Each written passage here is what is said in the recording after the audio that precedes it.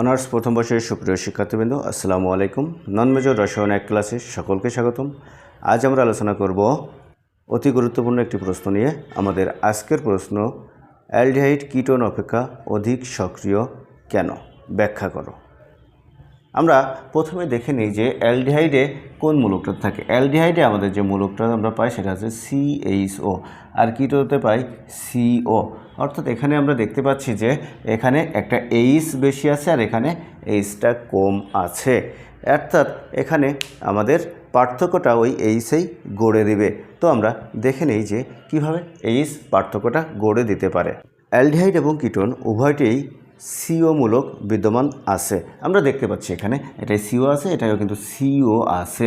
এখানে কার্বন এবং এই যে একটা কার্বন আছে, এই কার্বনটা একটা হাইড্রোজেনের সাথে আর একটা অক্সিজেনের সাথে যুক্ত। আর এখানে যে কার্বনটা আছে সেটা কিন্তু সম্পূর্ণটা অক্সিজেনের সাথেই দ্বিবন্ধনের মাধ্যমে যুক্ত আছে।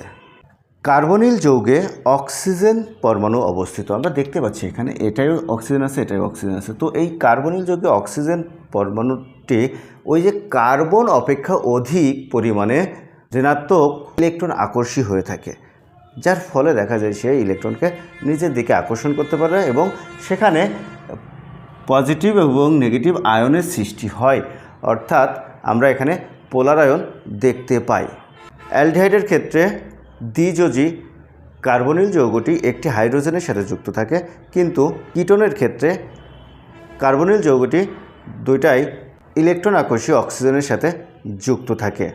ফলে দেখা যায় অ্যালডিহাইড যৌগে কার্বন পরমাণুর ধনাত্মক চার্জের পরিমাণ কিছুটা কমে যায়। কিন্তু অন্যদিকে যদি আমরা দেখি, কিটোনে কার্বন পরমাণুর ধনাত্মক চার্জের পরিমাণ আরও বেশি কমে যায়। কেন কমে যায়? এখানে আমরা দেখতে পাচ্ছি যে একটা হাইড্রোজেনের সাথে যুক্ত আর একটা অক্সিজেনের সাথে যুক্ত, এটা হচ্ছে অ্যালডিহাইডে। আর এখানে দুইটাই যেহেতু ইলেকট্রন আকর্ষী অক্সিজেনের সাথে যুক্ত, এখানে আমরা এইচকে পজিটিভ আকারে লিখতে পারি, আর এই অক্সিজেন তো নেগেটিভ, ইলেকট্রন আকর্ষণ করে। এর ইলেকট্রনটা যতটুকু আকর্ষণ করবে, এর ইলেকট্রনটা যেহেতু অক্সিজেনই আকর্ষণ করবে তার চাইতে অনেক বেশি আকর্ষণ করবে। আবার এখানে যেহেতু একটা ধনাত্মক আয়ন রয়েছে, তো এখানে আকর্ষণের পরিমাণটা কিছুটা হলেও হ্রাস পায়। তাহলে আমরা দেখতে পাচ্ছি যে এই যে কিটো পরমাণুতে ধনাত্মক যে চার্জের পরিমাণ সেটা একটু বেশিই কমে যাচ্ছে।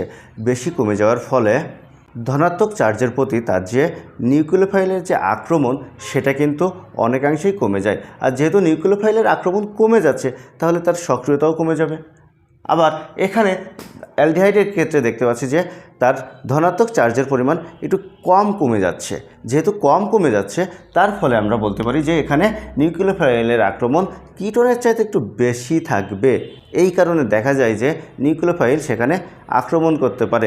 আবার নিউক্লিওফাইল যেহেতু আক্রমণ করতে পারে না, এই জন্য এখানে স্টেরিক বাধা, কিটোনের ক্ষেত্রে স্টেরিক বাধাও দেখা যায়।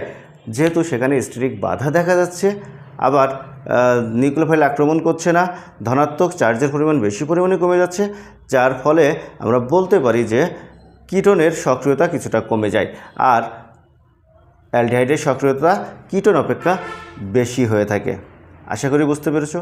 ধন্যবাদ সকলকে এতক্ষণ সাথে থাকার জন্য। দেখা হবে পরবর্তী ক্লাসে।